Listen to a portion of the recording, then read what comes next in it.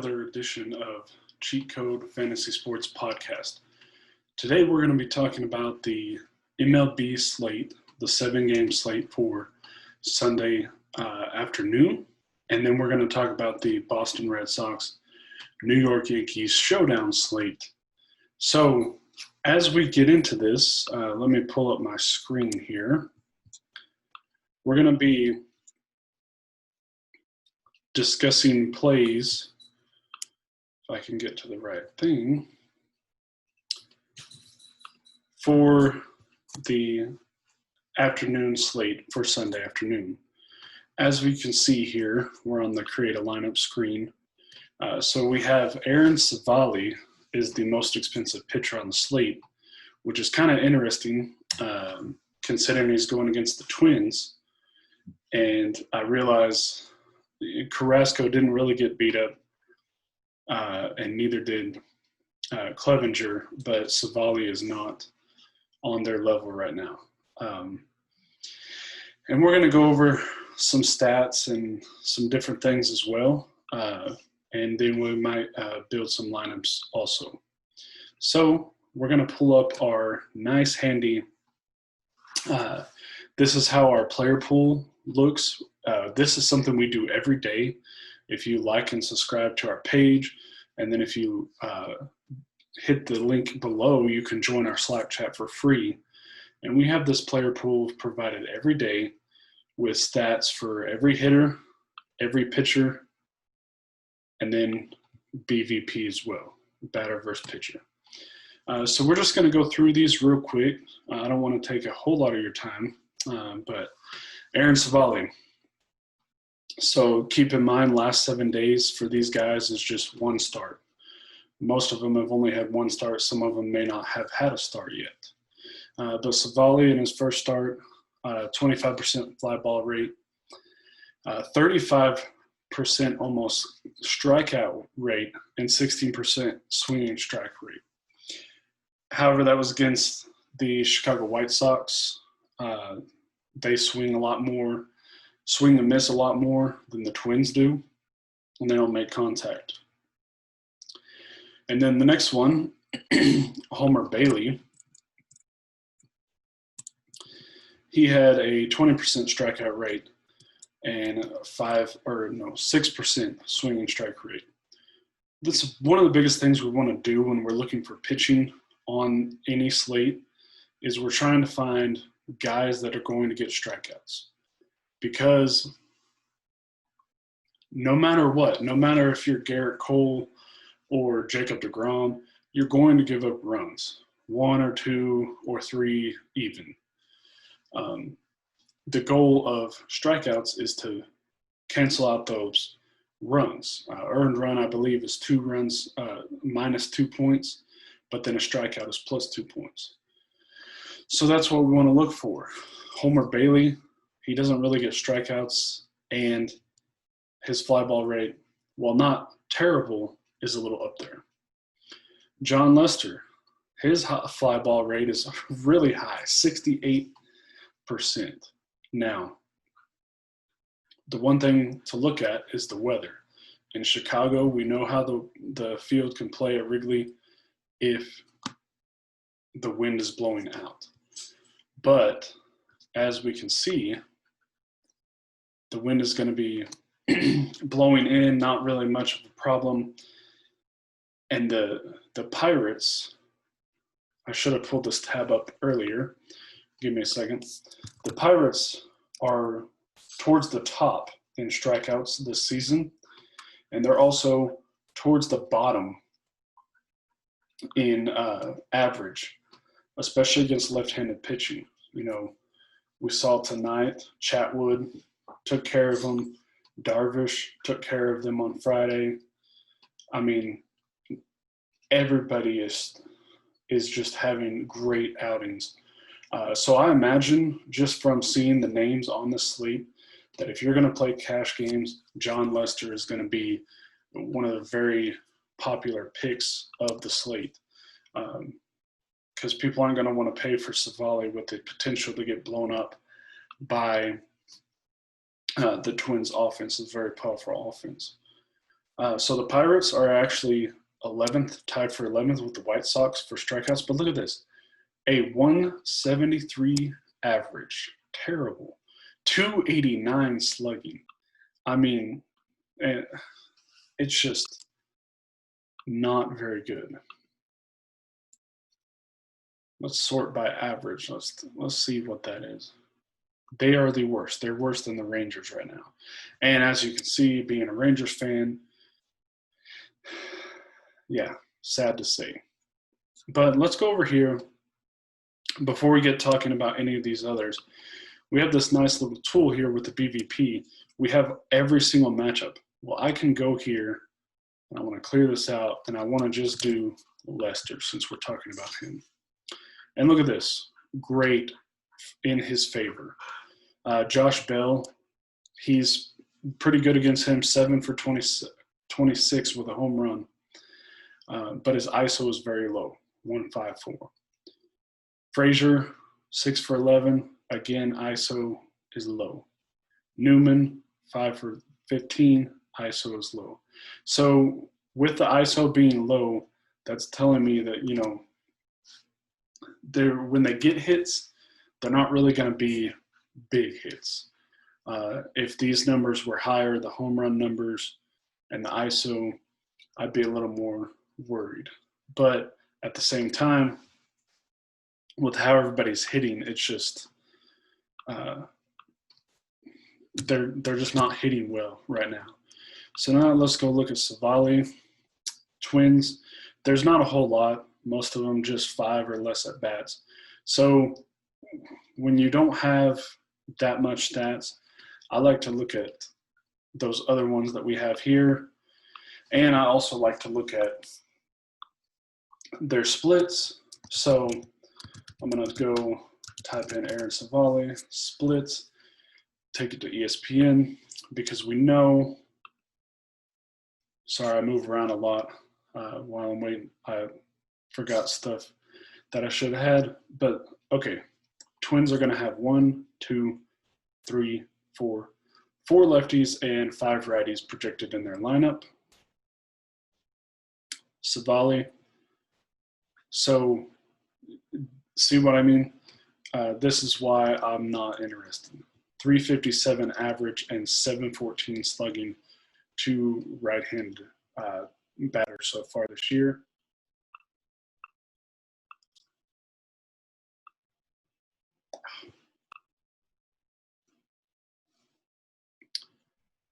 Some of the things are not working. I was going to pull up 2019, but it's trying to mess with my screen share. So we're not going to worry about that.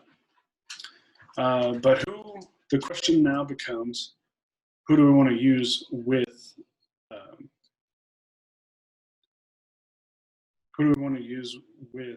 John Lester? Okay, why is this thing? This thing is just driving me crazy. There we go.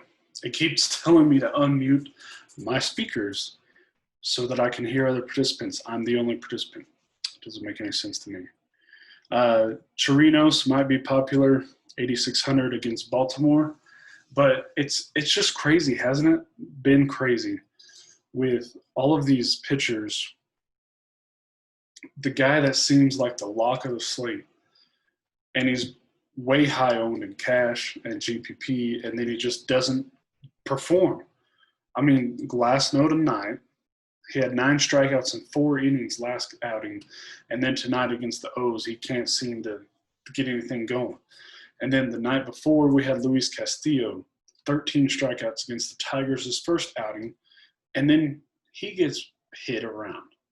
So that would be my only pause there for Chirinos. David Peterson, I actually stacked against him in his first outing, and he wasn't amazing, but let me go ahead and pull this up. He wasn't amazing.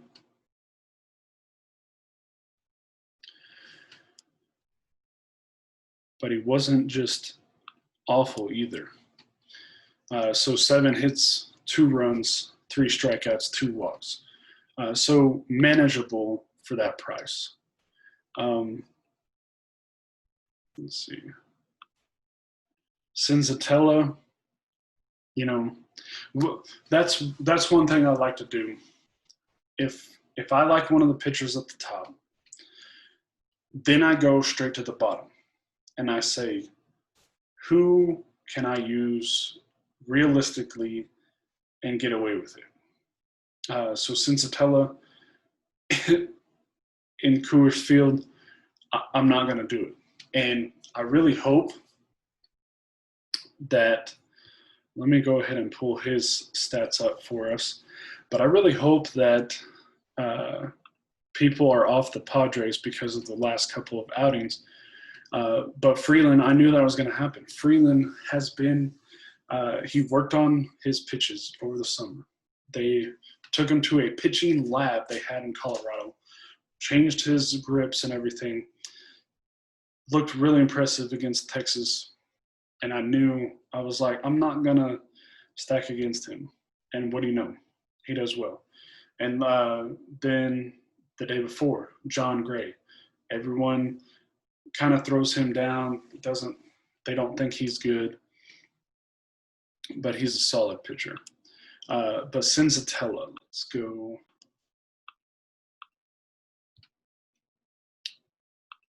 Let's go ahead and see how things are looking for him. So Will Myers, 7 hits, 1 home run. Machado and Tatis have a high average, but not very big sample size. But let's check out how Senzatella did in his first outing.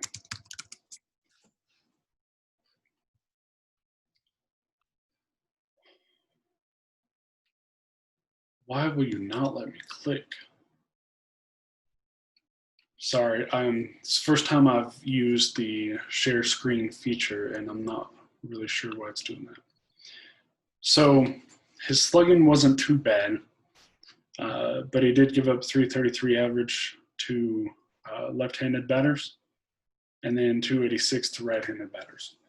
But historically, he's not been good in Coors Field. So I'm going to go back to the Padres there. So I don't want to use him. So then I want to look at Kyle Wright. And again, not a whole lot here. How did he do in his first outing? Looks like he just came in. No, he didn't come in from relief. He just was not good. So that's another one I'm just going to eliminate. So that's 2 down. Stephen Brault, PO stands for projected opener, so he's only going to go 1 or 2 innings. Don't want that. So then Peterson. He's probably the first usable guy. I wish his price was a little bit lower, but he's on the table as an option. Jake Jonas. So this is going to be his first start, and so I'm probably not going to go there because we've seen lots of guys on the first start. They're getting pulled 3-4 innings in, things like that. So, I mean, this pitching slate is just awful. I mean, it's not good. Tommy Malone. So Malone, he wasn't that good. 4 hits, 4 runs. He did have 5 strikeouts, but the Rays hit left-handers pretty well. And let me just double check to see how they've done against him. See, some of them I can eliminate before I even look at the BVP. But yeah, Zunino, he looks like a very good play if he plays. 3 home runs out of his 6 hits. Kiermaier looks like a great play as well. Jose Martinez, Willie Adams, Mike Brousseau. I mean, and that's not even including Yandy Diaz. So, no. Malone's another guy. So, look at that. 1, 2, 3, 4, 5, 6 pitchers, and I've only allowed myself one out of those. Chad Cole.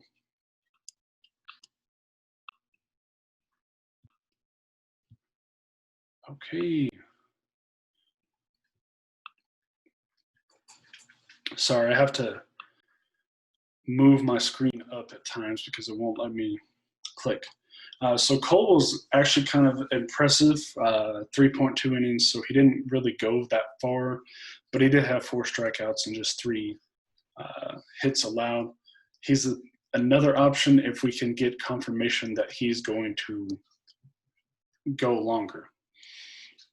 Next one on the list is Zach Davies, and let me show you why I don't like Davies. So, of course, it's going to lie to me because he actually got some strikeouts last outing, 26% strikeout rate. But normally, his strikeouts is not. Last year, his strikeouts were below 20%. So he's just not a guy, and he's always priced around, $8,000. He's a guy that I eliminate because he doesn't get enough strikeouts.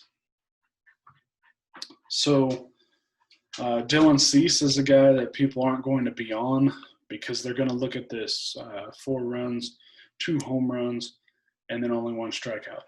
But he's a solid pitcher. So he's getting the Kansas City Royals, who have been hitting, but most of that was against some bad Tigers pitching. So small sample size, but he's held them pretty good. So Cease is another guy I like. So I'm probably narrowing down my pitching a lot more than I do normally. So like tonight, I played Glasnow with a lot of different options.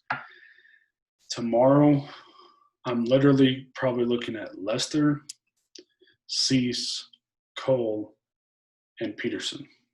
I mean, there's just not very much options. And so this is going to be one of those slates that the bats determine your outings and your performance. So let's go ahead and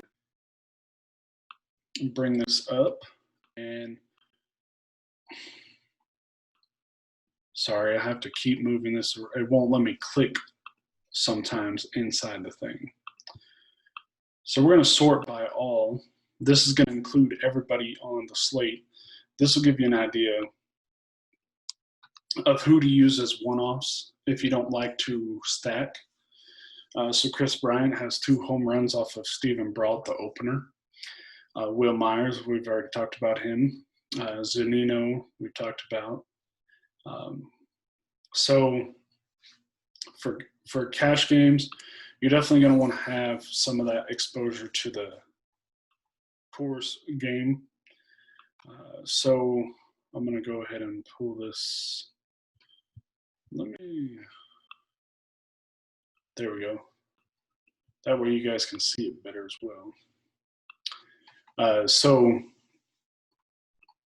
what I'm going to do here is, this is just a gut feel kind of cash lineup. So if I went Peterson and Lester, that gives me a lot of cash, and then I can get Fernando Tatis, who's actually cheaper than Story. So I kind of like that. And then we could get Myers for the BBP.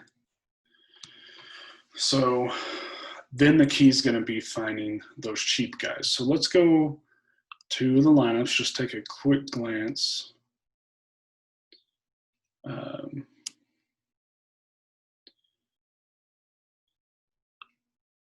So I don't want to move my screen thing around, but I'm just looking for who's going to be cheap. So Luis Robert, he homered last night or tonight, whenever you're watching this. So if he's leading off again, he's one of their top prospects.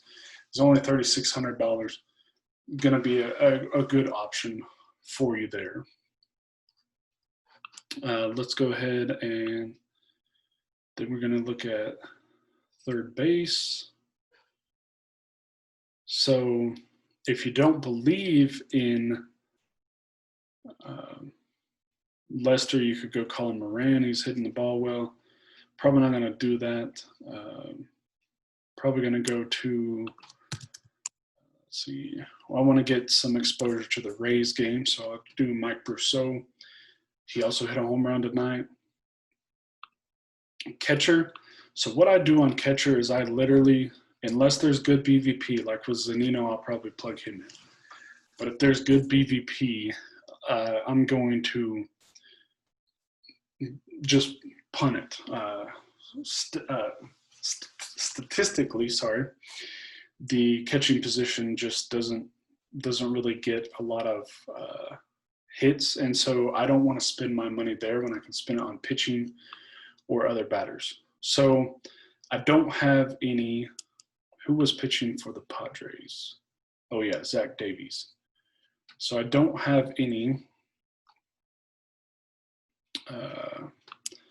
exposure right now to any Padres, but I'm probably going to want to do that. So let's see how Davies looks.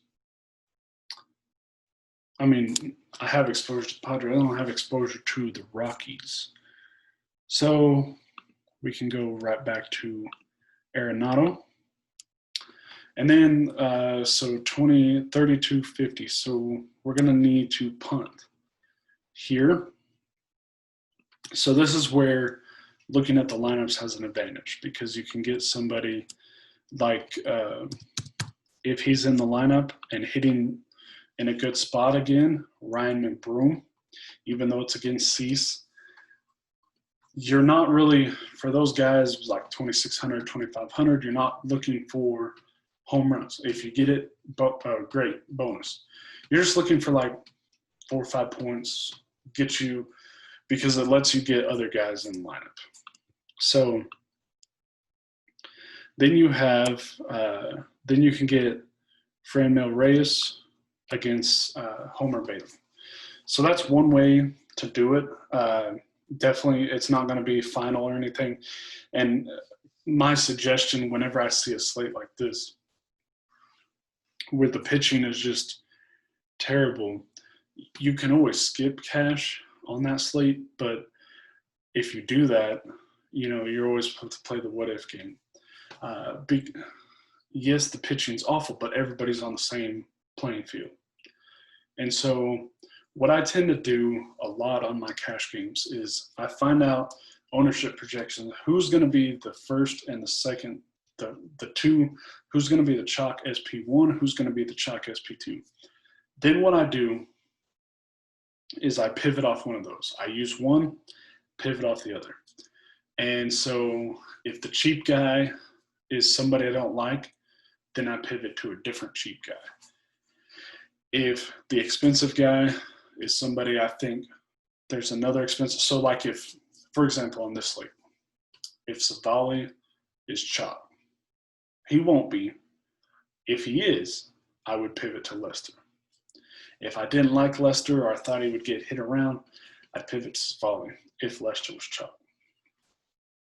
And so it kind of depends on how I'm feeling for the slate. So now let's talk about GPPs. What I've done, or what I like to do, is I like to stack. You know, 1 through 4, 1 through 5. A lot of people want to do that. I try to get, if it's a chalk guy that I don't like, then I try to stack against them. So I look at the BVP, look at different things like that. Obviously, your chalk stack's going to be the Padres and the Rockies. Maybe not, but almost always when Coors is on the slate, they're chalk. So you could stack like the Rays, probably not going to have like any ownership there. You can stack the White Sox again. You can stack the Twins. So there's lots of different ways to do that. So if you want to do Lester and you want to just go ahead and get Chirinos because he might be the chalk, And then if you wanted to do, let's see. So Padres could be Diaz, Brousseau, Yoshi, and then Jose Martinez. So you could do that. Let's go ahead and, this thing is giving me fits here. There we go. So Diaz, that's the wrong one. I was gonna be like, that's a major chalk if that's his price, but that was definitely the wrong one. Brousseau, Yoshi, and then Jose Martinez. I move him. I like the guys with multiple position eligible, and then you can throw in Zunino because of the BVP. So that leaves you about 4,000. So then you could still get your exposure to Tatis and then Will Myers. Well, you'd have to come off Chirinos, so then you could go to Peterson and then punt somebody here. So you could do like Leury Garcia. So that's just one option there. Definitely get on our Slack. We talk about all the games. We have articles. We have pitching and hitting articles every day. We give you a high-price pitcher, a mid-price pitcher, and a low-owned or value pitcher. And then we do the same thing for stacks. We give you the chalk stack or the expensive stack, a value stack, and then a low-owned stack every day, except for Sunday. So that about does it for the main slate. But now let's talk about the Showdown slate. And maybe this thing is cooperating with me.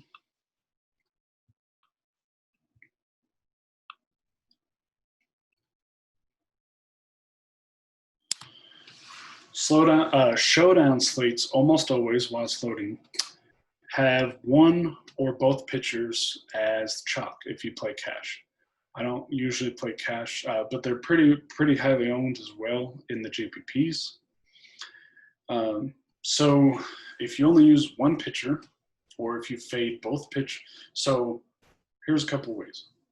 If you only use one pitcher and use the other one in the captain spot, that's a way to be different. If you use both pitchers and then use a batter in the captain spot, that's a way to be different. And then using only one pitcher in the utility is also different. And then there's some slates where I just don't use any pitching. Last Sunday, we gave you a video. We talked about the Braves and the Mets, and then we talked about the Giants and the Dodgers, and cashed both of those easily. Now, if I had not used the Urias and if I had not used Newcomb, would have been even better. And so tonight, for Sunday Showdown, I'm actually not going to use Paxton, and I'm not going to use Matt Hall. As you can see, Hall, he gave up 3 hits, 3 runs, and didn't last very long in his last outing. Everybody knows the Yankees lineup is just loaded. And then take a look at Paxton. So here's the BVP on this game. There's not a whole lot, but look at JD Martinez hits left-handers. It's almost a lock every time he's on the slate. 7 for 17 with 2 home runs, 412 average, 941 slugging. That's just insane. And then a 529 ISO. I'm going to go ahead and pull up his splits. Now, when we look at this season, it's going to look bad because he's off to a slow start. But I really like him tonight because he took the day off today, Saturday. Sorry, recording Saturday. So if we go to 2019, look at this. A 404 average, a 887 slugging, and 19 home runs against left-handed pitching in 41 at-bats. Now that's a huge sample size, and he just mashes left-handers. Now, of course, this season, not that great, but not a big sample size. So now let's go over here again, Jackie Bradley Jr. He has a high slugging 600. Low ISO, but he's cheap. Then we have Xander Bogaerts has a home run. Devers is 333. So who do we have for projected lineups?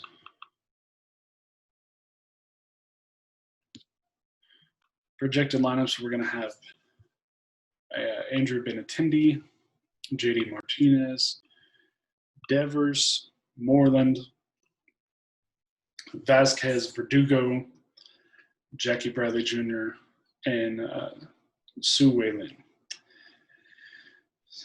Another thing that I should mention before we get too much farther is there could be some weather issues. Now, this is good for us because this is just a game by its own, so we're not going to have to worry. You get your money back if it's postponed, things like that. But that just gives me even more reason to not want to use pitchers. If it's a delayed start, pitchers may be okay, but there's still a chance of in-game delay, and then your pitcher's going to be out early.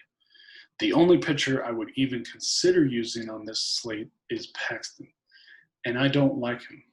And as you can see with the BVP, he's not very good against Boston. So let's go ahead and look at his splits just to make sure before we start getting into some lineup options. So even though he did somewhat decent in his first start, 714 average and a 1,143 slugging to right-handed batters. And then we go to 2019. It was actually the other way for average, but then slugging was still high for right-handers. So my lock, as I've already kind of alluded to, in the captain is JD Martinez. Probably going to have a few lineups just to, hedge. But if I was playing just one lineup, if I was playing cash, if I was playing single entry GPP, JD Martinez would be the way to go. Then I'm going to go towards the bottom, get somebody as cheap as I can. So if Peraza is in the lineup, let's see if it'll let me click on guys now. If Peraza's in the lineup, I'm going to use him.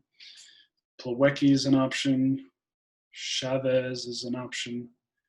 Su Wei Lin is an option. Verdugo. But I'm going to go ahead and plug in Jackie Bradley Jr. because he's cheap. Now, who do we want from the Yankees? Well, if we're going to spend up on JD Martinez, we're already kind of running out of salary. So I'm going to look at DJ LeMahieu. He leads off. He's cheap compared, Stanton, 2,800 more, Judge, 1,400 more. People are going to go for those, especially if you want to get contrarian. Fade Aaron Judge in every single lineup and hope he doesn't do much. He's homered in 4 straight games. That's not going to keep up every single day. It's just not. But recency bias, people are going to lean towards Judge. So I'd rather go down to LeMahieu or go to Stanton. Now, can we make this? I always try to see if I can make a mini stack. Bradley Jr. is not in the projected lineup. So let me go ahead and change that. Now, he still could be in the lineup, but as of right now, He's not in the lineup. Oh, yeah, he is. I was just missing. Sorry. So do I want to stack with Verdugo or Su Weilin? Probably not. Do I want to go with Benintendi against the lefty? Probably not. So I'm probably going to look at Devers and Bogarts. Can I get both of them in? Well, we're about to find out. So let's go ahead and get Bogarts, Devers, Jackie Bradley Jr. Can I get them? Oh, yeah, I like that. I might be able to get them in, depending on if Estrada or Higashioka is in the lineup, and they're not projected to be in the lineup. Tuckman is, though. I keep going to the wrong thing.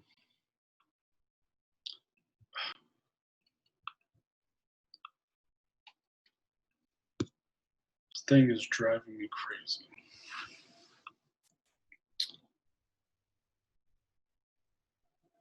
So that is one way to do it. If you think Boston is just going to go over Paxton and then the Yankees aren't going to do much, I don't have a lot of faith in that just because Matt Hall is not a very good pitcher. But if Boston scores 13 runs, it won't matter, especially if you had Bogarts, Devers, and Martinez getting all the action. Another option,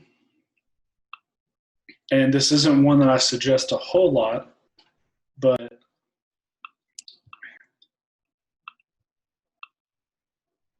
sorry, every time I try to click anywhere inside a spot where it says I'm sharing the screen, it messes everything up.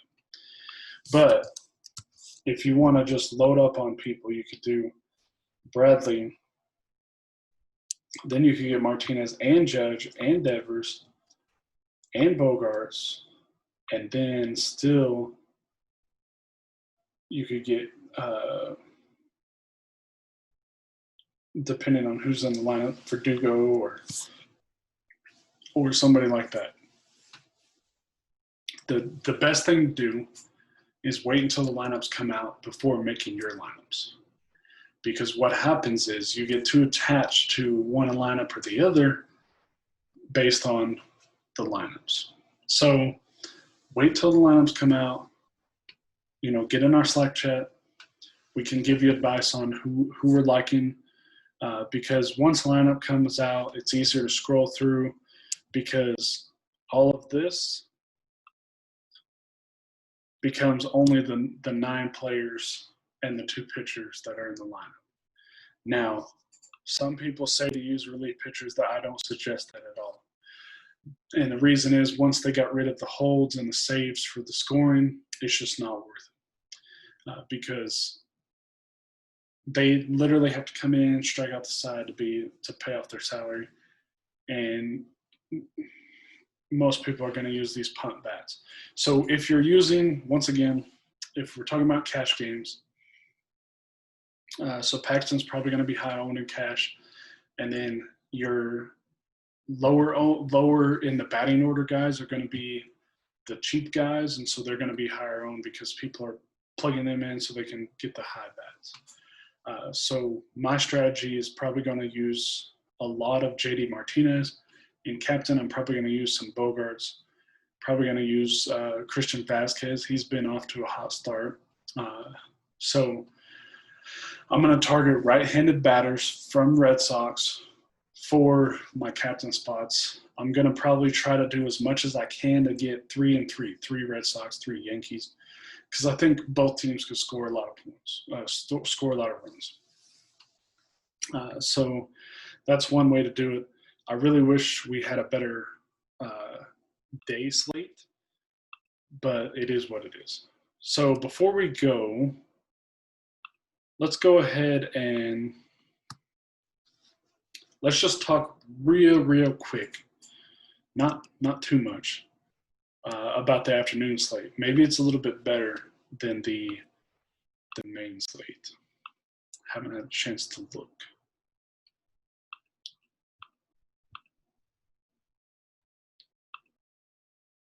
Showdown PGA. That's coming up on my contest. Man, I love that. I had Tom Lewis at 1% owned, shooting -9 on the day. I was that close to $50,000 on the big GPP, but Koepka and Webb Simpson both double bogeyed at the end, and then Ricky Fowler had a bogey. And if you don't know much about PGA Showdown, double bogey is almost basically -4 points, and a bogey is -2. And I ended up finishing. Let me pull up. I have it on here. I'll tell you. I ended up finishing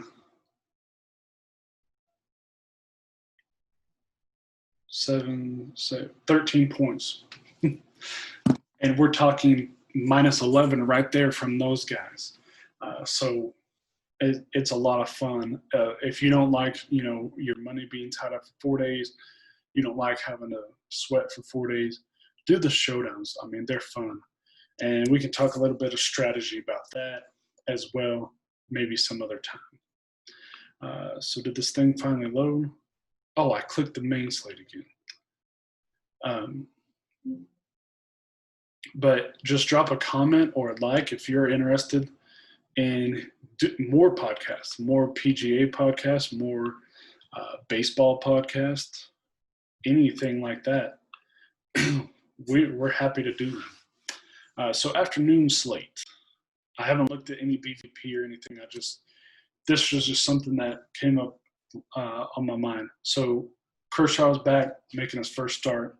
Probably not going to go there because of, again, he had back stiffness and how we've seen these other guys. Merrill Kelly, price too high. I do like how he played against the Rangers, but that was a matchup play. I don't like him against the Dodgers. Josh James, he should get a lot of strikeouts against that Angels lineup. Ohtani is going to want to perform a lot better, but he doesn't get a very good matchup with Houston. Bassett, so I can tell you right now, probably James and Bassett are going to be the chalk on that slate because they're facing the Angels and the Mariners. But one guy I like is Colby Allard. He gets a lot of strikeouts from the Rangers. He's a good lefty. They have he's had some bad outings. He's had some good outings, but that makes him great for GPP. Then Jeff Samardzija, and then Graveman. So that seems pretty straightforward there. You could probably use the Rangers to offset, and then you could load up on some Dodgers. I'd probably look at the Dodgers, probably look at the Astros. I'd look at Oakland again. When I started this podcast, again, they were getting shut out by the Mariners, but they're not going to stay quiet forever. So that about does it. Didn't want to keep you too long, so we talked about the main slate, we talked about Showdown, we talked about the afternoon slate a little bit. Don't forget, drop a like, share us, share our page, find us on Facebook, find us on Twitter at CheatCodeFS. I'm at OkiCapo14. Subscribe to our page, join the description below for our Slack, and hit us up on our website, cheatcodefantasysports.com. We post all of our articles there. If you don't like to be in Slack, you don't want to chat with people, you can still get our content there for free. So just hit us up. Thank you again for watching. Hope you have fun and good luck.